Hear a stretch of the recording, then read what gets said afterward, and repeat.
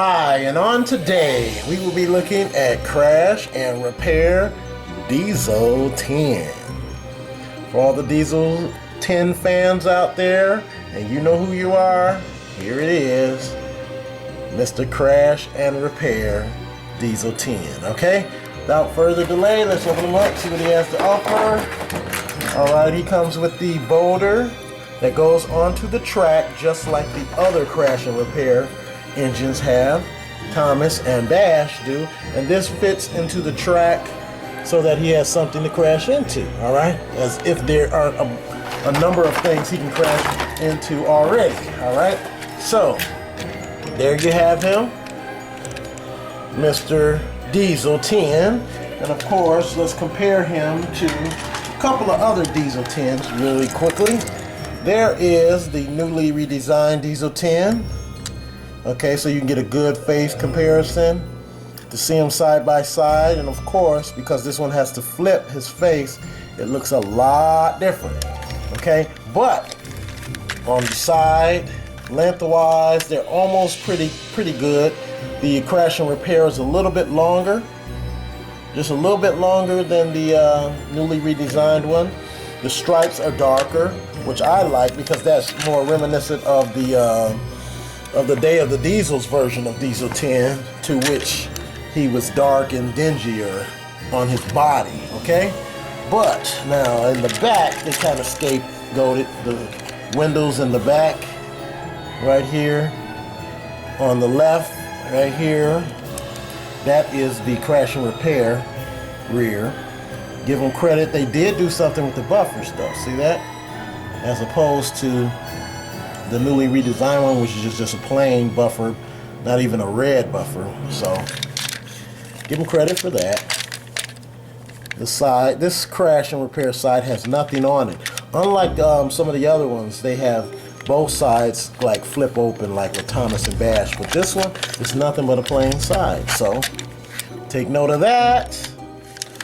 Let's see, all right. And of course, from the older remote Diesel 10, he's a lot shorter in length than that one. There's the old remote Diesel 10 that I made into a light up Diesel 10. Okay. All right, so there you have him repaired per se. And now he crashes and there he goes. Now his claw, this is the first time I think since Fisher-Price had Trackmaster, correct me if I'm wrong, that they've addressed some kind of way his movable claw. Alright, you see that? Some kind of way they got this kind of bumping up. This bumps out, so let's take a good look at that side panel. That bumps out, and this bumps up. On the front, he flips to a much dingier face. Okay, and surprise expression.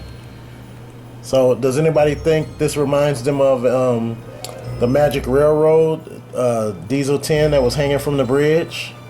I don't know, let me know what you guys think, okay?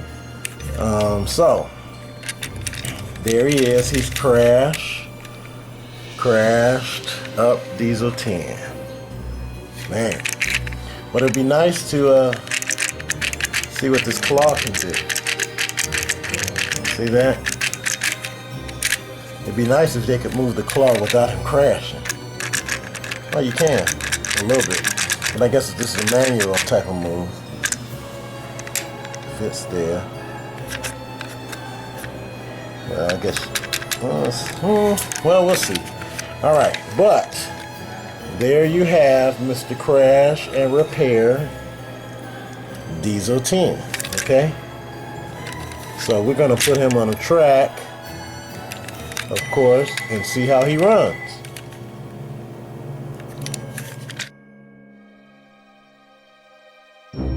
Out of my way!